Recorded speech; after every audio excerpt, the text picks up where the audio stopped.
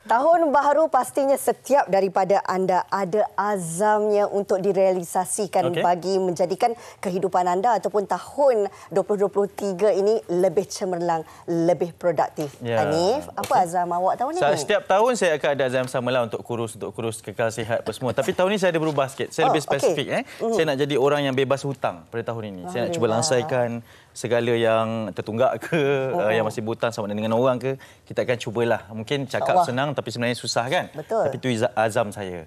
Rina, apa azam awak? Saya ni kalau kawan-kawan tahu, saya memang saya ambil yang kecil je lah. Saya memang tak suka minum air. Tak suka minum air? Tak suka minum air. Alamak. Tapi tahun ni saya meletakkan azam, saya nak banyak minum air. Aduhai. Patutlah saya nampak kat kafe tak ada air. Air apa sahaja. Air putih ke, air berwarna kan. Saya memang tak suka. Okey. Jadi tahun ni doakanlah ya. Baik, kita akan mulakan dengan kita minum lepas ni, Rina. Sama-sama. Tapi itulah, sambil kita cakap pasal azam tadi, ada yang giling-giling kepala. Ada. Kenapa azam awak macam ni? Kenapa azam awak macam ni? Dah 2023 kot. Itulah, kita nak persilakan sekali lagi siapa tak kenal dengan Datuk Dr. Haji Muhammad Fazila Kamsah ataupun Tok Abah kita lah ya. Yes. Sihat tu. Syukur Alhamdulillah. Sihat makin handsome tu. Dah habis handsome. Dah habis. Okey Datuk, ini kita nak cerita azam baharu. Tipulah kalau semua orang bila masuk tahun baru, dia ada satu perasaan yang berkobar-kobar. Kena ada azam. Tak ada azam pun dia cipta azam tu sendiri. Tetapi sejauh mana pemahaman kita untuk kita faham, bila kita letak azam tu maksudnya ada sesuatu matlamat yang kita nak realisasikan untuk tahun 2023. Betul.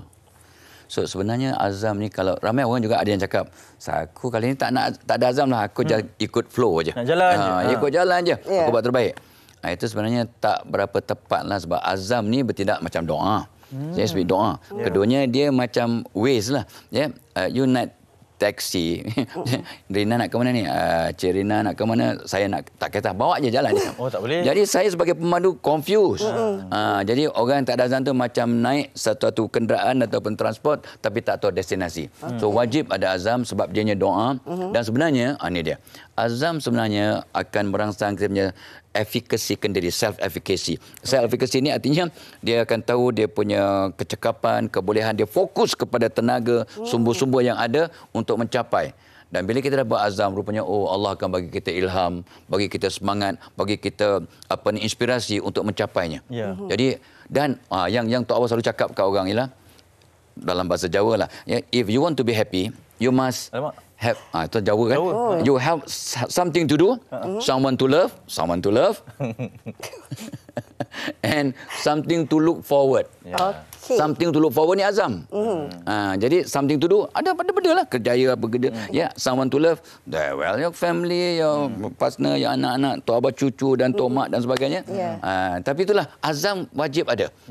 Jadi bagaimana nak memastikan, kita bincanglah. Tapi itulah kadang orang dia ambil remeh tentang azam ni. Padahal bila kita azam, Allah akan bagi kita semangat, tenaga, inspirasi dan sumber-sumber yang ada ni akan dapat kita serlahkan step by step. Wah Datuk, bila Datuk buat macam tu tadi tu, terkenang saya zaman-zaman kecil tengok drama motivasi. Masih lagi sama cara. Itu azam yang sama juga Datuk. Tok Abah, kita nak bercerita tentang azam. Tadi kami cakap tentang azam kami masing-masing kan. Ada azam yang kecil, ada azam yang besar. Ada misi yang kecil, ada misi yang besar. Goals itu sendiri kan. Sebesar mana azam itu sepatutnya ada atau sekecil mana azam itu sepatutnya ada dalam diri seseorang ni? Well, kita kena ada beberapa jenis azam lah ya. Satu macam tadi lah, azam dari segi behavior, aku nak lebih minum. Azam yang lebih kata orang tu besar, nak selesaikan hutang. Ada orang kata azam saya nak kurangkan bercakap yang cakap kosong. Saya nak akan always sembahyang on time. Itu semua azam yang lebih besar. Tetapi setiap azam ni penting dan ada dia punya kata orang tu signifikan. Sebab dia akan memberikan kita tenaga, inspirasi, semangat untuk bergerak. Itu sebabnya kena ada azam. Tak kisahlah azam dari kesihatan, dari segi ilmu, dari segi fizikal, sosial, spiritual, tak kisah, tapi kena ada. Spiritual macam mana? Aku nak jaga solat, aku nak puasa sunat ke. Dari segi fizikal, aku nak minum, nak berjalan lebih, nak exercise, nak turunkan berat badan berapa kilo tahun ni? Tak boleh cakap lah, bahaya tu. Elok. Sikit lagi. Elok sebab dia akan sebagai doa. lagi. Okey. Dia doa. Tok Abah nak turunkan 12 kilo. Okey. Tahun ni. Doa, amin. So, sejak minggu lepas dengan ini dah turun 2 kilo. Alhamdulillah. Wow. I'm very serious kali ni. So, dalam masa 3-4 bulan tengok ya, saya akan macam kembar Zul Arifin. Sama lah. Lebih sikit kot. Tak payahlah. Nanti tak boleh cek makan pula. Okey. Saya tertarik bila Datuk menyentuh kena ada azam ni dan kita perlukan semangat tu. Yeah. Tapi kita juga tak boleh nafikan, Datuk, sepanjang 365 hari yang bakal kita tempuh ni, kita memang dah bersemangat ni. Tiba-tiba ada pula halangan, ada pula ujian. Kat depan tu ada longkang, ada parit nak kena langkah. Ini semua perkara yang kadang-kadang boleh melemahkan kita untuk teruskan azam tersebut. Betul. Tapi dari segi momentum nak dapatkan kembali tu, Datuk. Itu sebabnya bagus soalan ni, sangat penting lah. Sebab ramai kita kadang ikut kajian kat internet ya. Dia kata 95% orang selepas 21 hari tahun baru dah lupakan azam. Sebab itulah ada cabaran, ada banyak perubahan, jadi dia pun give up. Yang selepas 21 hari. 21 hari pun rupanya ikut kajian it takes 40 days to form a new habit. Jadi kita kena buat selama 40 hari. Okey. Dan seorang sarjana kata, ni pun bagi semangat kat kita, kamu ni bola kaca ke, bola kayu ke, bola getah? Kalau bola getah jatuh, apa jadi? Melantun. Bola kaca, bola kayu, berderai. So kita kena jadi bola getah. Kita lepas World Cup kan, jadi bola getah. So aku ni bola getah. Dan kena ingat, orang yang berjaya bukan orang tak pernah jatuh. Tapi dia mesti bangun balik. Soalan bina tadi, yes, kita kadang ada kekangan. So kita kena buat dalam kita punya perancangan kena ada persediaan. Bagaimana kalau aku jatuh, ada gangguan, ada kekangan, ya, ada cabaran macam itulah. Ya, sahabat kita tu baru je iklan dengan gini, pum, satu gedung diterbakar. So what is alternative plan? Tapi terus saya dengar malam tadi, kita cakap lokasi baru untuk so ada alternative plan. So bagaimana? Kena ada kawan. So Abah rupanya buat diet tahun ni dengan anak saudara nama Nana. Dia sama-sama. Come on, Wak Dil panggil kita Wak. Kita kan orang Arab kan, jadi panggil Wak. Wak. Arab panggil Wak langkau ni. Betul. Setuju. Aduh, tadi Jawa lain juga. Arab lain. Itu Jawa cakap orang putih. So beritahu kawan, ada kawan untuk sama-sama berjuang. Yang keduanya itulah dia. Kita kena minta, it is okay to iklankan kepada orang-orang yang boleh membantu. It's okay to put in your Facebook. Tapi kalau boleh, your specific group lah. Kau tengok orang kutuk. Lah sombong Hanif, begini. Lah Rina, So kadang-kadang orang mencebik. Sebab orang ni kadang-kadang, ya Allah, kesian ya. 80% pemikiran manusia biasanya negatif. Suzon. Itu yang sedih sangat. Jadi kita kena ada kawan, kena ada support group, kena ada doa, kena ada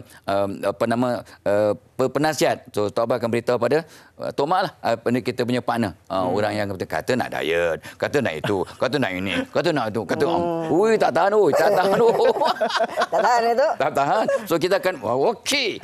Itu dia. So memang, dan of course jangan lupa doa doa untuk dapat balik semangat. Tok, mungkin kita melihat kepada keutamaan dalam memberi azam ini. Apa sebenarnya mengikut spesifik order ke? Ada keutamaan tak dari sudut azamnya? Macam kita mungkin di peringkat umur yang mementingkan kesihatan juga karier. Tapi bagi yang lebih muda, lain pula keutamaannya. Yang lebih berusia, lain pula keutamaannya. Macam mana kita nak tengok dari sudut keutamaan itu, Tok? So keutamaan based on satu prinsip besar. Itu Tirina cakap je kan tentang falsafah. Sebut tadi kan? Kau main hebat falsafah. Pagi-pagi. Ya, kecantikan kejeritaan. So Nabi sebut, ini falsafahnya. Nabi sebut khairun nas anfa'uhum linnas. Sebaik-baik manusia orang yang paling banyak memberi manfaat pada orang lain. So aku nak jadi orang bermanfaat. Okay. At what age? I am at 70, at 30, dan sebagainya. So apakah yang kita boleh buat untuk jadi aset yang memberi manfaat? So okey, aku kena sihat lah. Kenapa mesti sihat? Itu sebenarnya azam ini kena ada emotional attachment. Kamu nak berubah ni pasal apa? Nak slim pasal apa? Sihat. Untuk anak-anak aku, untuk sihat, untuk dapat bekerja, untuk dapat menjadi aset kepada masyarakat. Aku nak minum lebih, kenapa? What is the emotional attachment? Untuk lebih sihat, untuk lebih tak ada masalah, untuk dapat berbakti, untuk dapat solat dengan and so on and so forth. That emotional attachment tu kalau tak ada, jadi dia tu yang dapat ujian sikit aja terus give up. So apakah dia punya fasa, dia punya keutamaan tu tengok masing-masing punya lah. Ya. Okey, apa cabaran you? Cabaran mungkin dari segi ekonomi, dari segi hutang tadi, niat nak bayar hutang sebab ya Allah, orang mati syahid pun tak boleh masuk syurga kalau ada hutang. So ingat itu. Okey, that is good.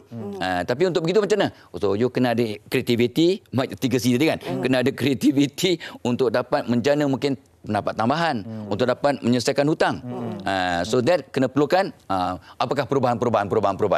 Jadi tengok matlamat, maka kita akan ada azam yang tertentu untuk synchronize dengan matlamat tadi. Kena tahu fasa-fasanya. Correct. Correct. Okey, ini kita juga nak bercerita kalau seseorang bila masuk tahun baru dia akan ada azam baru, tapi dia kadang-kadang lupa azam yang lama pun tak selesai lagi. Tak settle lagi.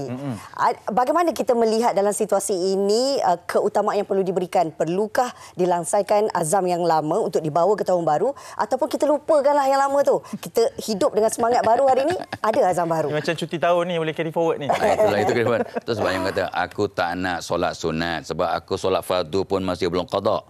Sebab aku tak nak solat sunat. So samalah soalan ni. So bila ulama kata tak apa, yang kita tinggal lepas tu kita qada by and by. Tapi yang baru kita fokus. Kita fokus yang sunat kita buat. Buat walaupun yang qada kita belum buat sebenarnya. So likewise, apa azam yang lepas tu tak buat, never mind. Dah forget it. We move forward. Ya, sebab ada benda yang kita mungkin dah buat azam tapi rupanya tak signifikan. Allah tak beri apa yang kamu mahu. Allah beri apa yang perlu dan yang baik untuk awak. Jadi mungkin azam yang terlepas yang kita buat tu mungkin tak perlu, tak berapa signifikan untuk aku. Allah pun bukanlah jadikan sebagai excuse. Ya, aku tak payah diet tahun lepas sebab gagal, sebab mungkin Allah sebab kata itu kita tak perlukan. Itu jangan excuse ya. So just move forward. Tapi yang penting saya suka tadi bila new year new me tu bagus tadi tu.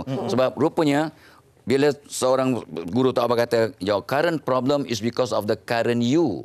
So to resolve all your current problem become a new you. Bila kita jadi orang baru, maka kita akan tarik benda-benda yang baru. Bila hati kita makin bersih, kita akan tarik rezeki, inspirasi, ilham dan semangat untuk selesaikan masalah. Jadi orang baru. Dan jadi orang baru ni lah, itulah masing-masing ada caranya.